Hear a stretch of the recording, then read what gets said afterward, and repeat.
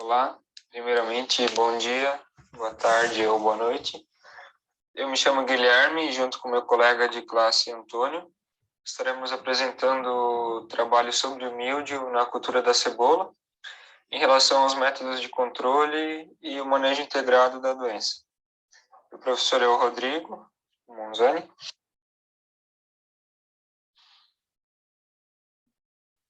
Em relação aos objetivos principais desse trabalho, será abordar um pouco sobre a introdução, sobre a cultura da cebola e sua produção, tanto no país quanto no estado. Em relação à doença, ao míldio, a etiologia da doença, os principais hospedeiros, os principais sintomas, a epidemiologia e o manejo e o controle dessa doença. Em relação à cebola, ela tem o nome científico de Allium cepa.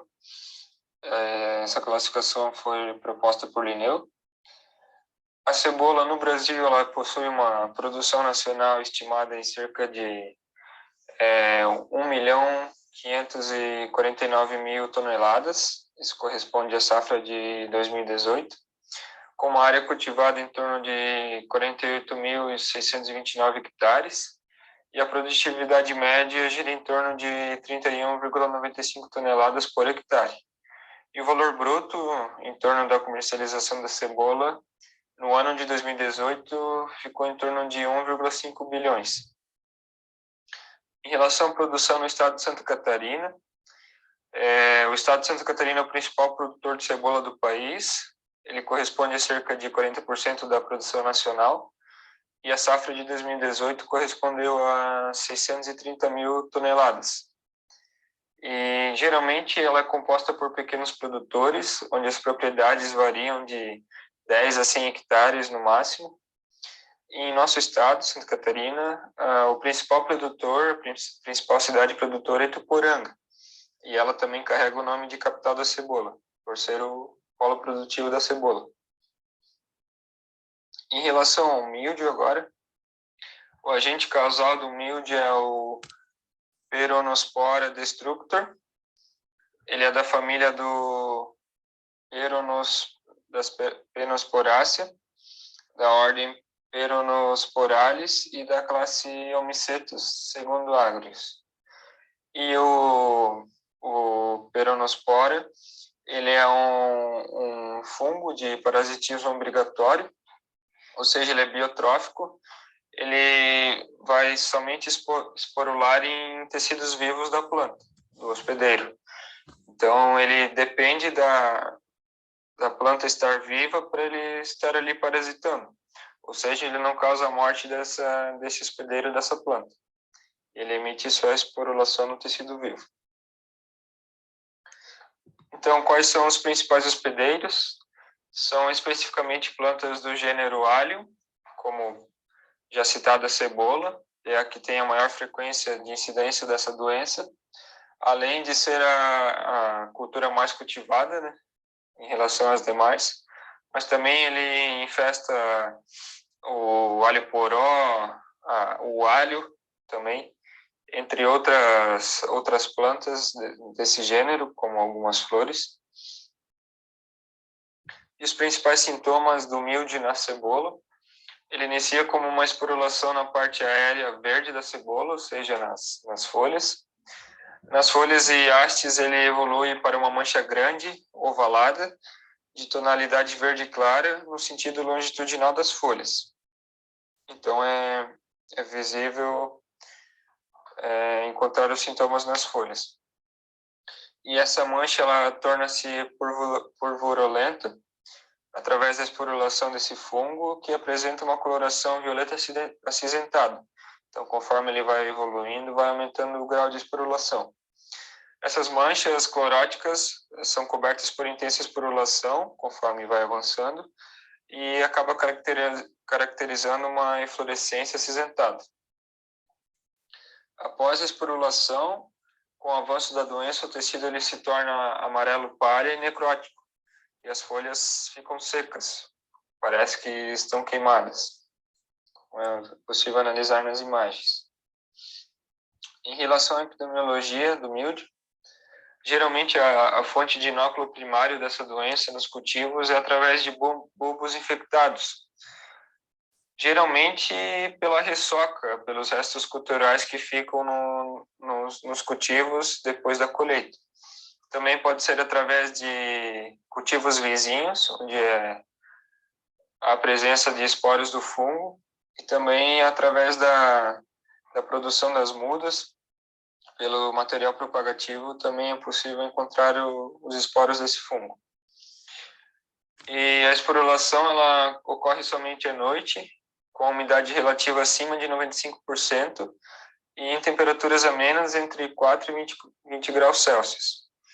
A disseminação dos esporângios após a esporulação ela ocorre através da corrente de ar, de respingos de água, de chuva ou de irrigação. Até ele é conhecido como um fungo aquático. Depois ele torna-se um parasita obrigatório quando ele encontra o hospedeiro. E a germinação dos esporângios após a sua disseminação, ele ocorre dentro de uma faixa de temperatura de 6 a 36 graus Celsius. Então, uma faixa bem ampla de temperatura, sendo a ótima para o fungo em torno de 10 a 12 graus. E ele produz tubos germinativos entre 2 a 4 horas, na presença de água livre, ou seja, através de respingos de água, de chuva, da irrigação. Ou seja, ela é uma doença com uma esporulação e uma disseminação muito rápida, né? Em torno de 2 a 4 horas já ocorre a germinação desses esporângios. Então, às vezes, evidencia-se a presença da doença do dia para a noite, né? E o ciclo da doença, ela ocorre completo de 11 a 15 dias. Em relação à epidemiologia, é importante destacar que ele ocorre em umidade elevada, acima de 95%, como eu já falei. Isso caracteriza muito a região e o relevo do nosso estado, do interior, principalmente na região de Tuporanga, onde é o polo produtivo, onde há muita precipitação de chuvas e também da formação de neblina, que é, acho que, um dos piores condições climáticas para o surgimento do míldio. Geralmente baixa aquela neblina ali, a presença de gotículas de água em suspensão no ar, ela baixa, fica por cima da plantação e ali ocorre a disseminação descontrolada desse fungo. Em relação ao ciclo agora da doença, a penetração ocorre através do apressório, né, que ocorre a infecção da doença. Os primeiros sintomas é uma lesão inicial na superfície da folha. Depois ocorre o desenvolvimento dos esporangióforos, consequentemente a formação dos esporângios e dos zoósporos, e a planta acaba ficando sintomática, a presença das folhas amareladas e dos sintomas mais avançados. E através dessa lesão avançada ocorre a esporulação e pode ocorrer a reinfecção de outras partes vegetativas. Isso compõe a fase sexuada, que é a policíclica. E também pode acontecer através da planta atacada, após a infecção, pelos esporângios e zoósporos, ela permanecer no solo. Isso caracteriza a fase sexuada, onde é formado micélio nos bulbos e os poros ficam nos restos culturais, como eu já mencionei. Depois esse oosporo, ele através da água, ele é disseminado e reinfecta ou infecta novas plantas, né? Então esse é o ciclo como ocorre a disseminação e a infecção do míldio.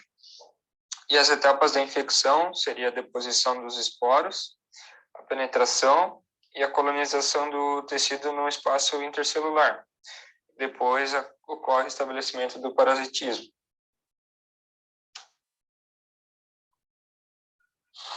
Bom, então eu vou comentar um pouco sobre o manejo integrado para controle e prevenção da doença do míldio da cebola.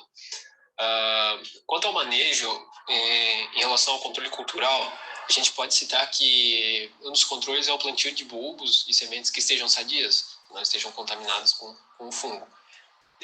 Também um espaçamento adequado ali para as plantas acaba favorecendo a ventilação entre elas e ocorre a secagem mais rápida dessas folhas.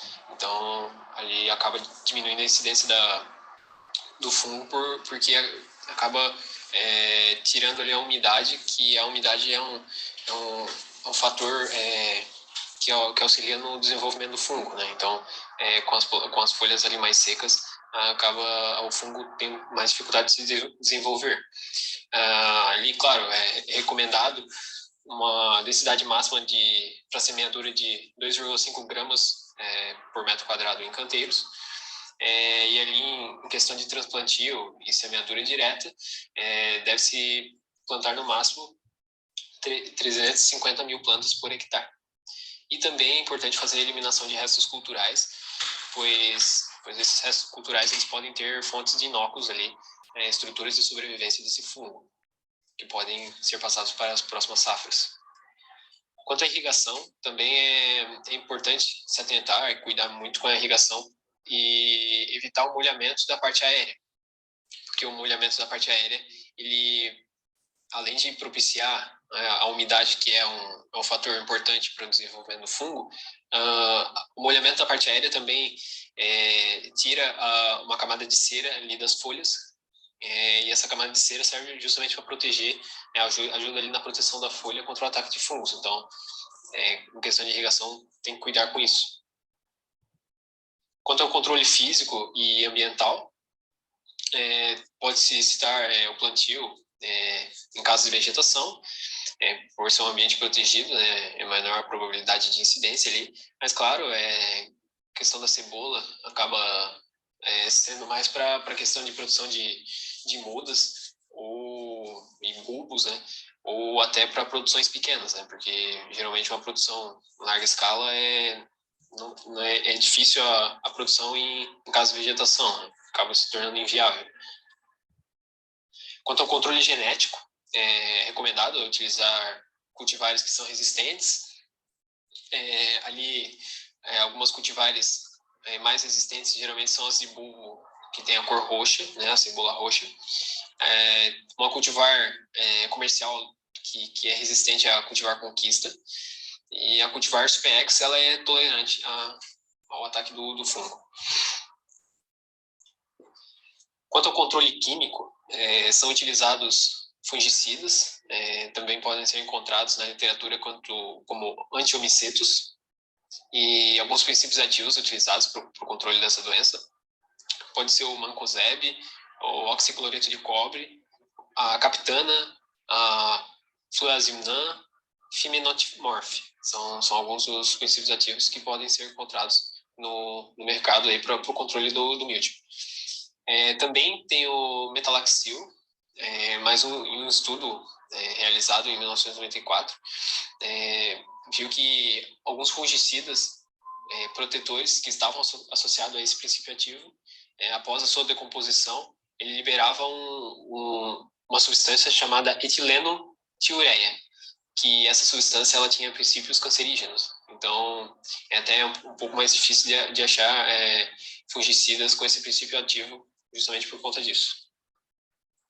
Então, aqui a gente tem alguns exemplos de alguns produtos registrados no portal do Agrofit, como o Auge, que ele tem um princípio ativo do hidróxido de cobre. Também temos a Fortuna, que ele tem ali o mancozeb, a Captive, que tem a captana como princípio ativo. Também temos o Arbon HG, ele é composto pela zoxanida e sinoxacanil. Esses que foram apresentados aí, eles têm tarja azul ali na classificação toxicológica, eles são ali de classificação da categoria 5, que é um produto improvável de causar dano agudo, mas eles apresentam uma periculosidade ambiental, né? Também tem o fluazinan, que ele tem a composição de do princípio ativo de fluazinam e a classe toxicológica dele é não classificada, né? A tarja verde. Bom, quanto ao sistema de previsão para essa doença, há um portal da IPAGRE, que é a plataforma ali AgroConnect, que é possível você escolher a atividade agropecuária que você deseja analisar questões sanitárias e ele vai te mostrar ali no mapa quais regiões estão com risco moderado ou risco leve ou que não possuem risco da doença, e isso ajuda ao produtor identificar, ficar atento aos momentos que se devem aplicar os métodos ali protetivos, né? Geralmente é feito o controle químico. Também aqui é possível ver a evolução do risco conforme os dias, né? Questão gráfica. Também é possível ver o histórico da região escolhida, questão ali de temperatura, umidade, amplitude térmica, molhamento foliar. Então, tudo isso é possível analisar nesse sistema, e esse sistema pode acabar ajudando muito na prevenção do ataque das doenças, né? O produtor consegue atuar com antecedências, né? Não ter surpresas na sua produção.